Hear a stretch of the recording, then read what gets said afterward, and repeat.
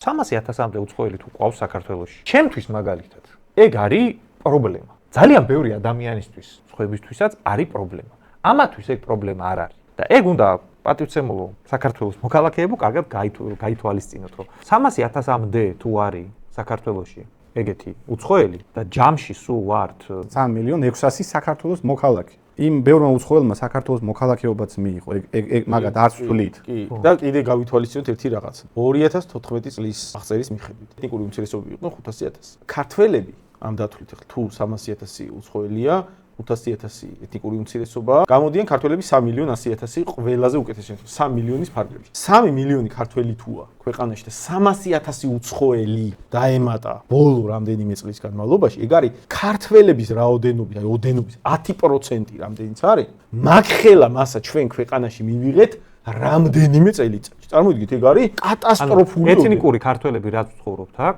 მაგისი დაახლოებით 10% გამოდის უცხოელი. ეს რაც ჩამოვიდა.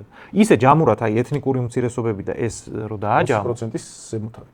ეგ გამოდის რომ აი ყოველი მეხუთე. მე რაც დავთვალე ეთნიკური ქართველი ამ მონაცემებით, ეგეც არ ვიცით, რას უნდა დავეყრდნოთ მე. საქსტატის მონაცემები. საქსტატის აი ამ კვლევების თანახმად საქართველოში 79%-ია ეთნიკური ქართველი. კონსერვატორების საქართველოსთვის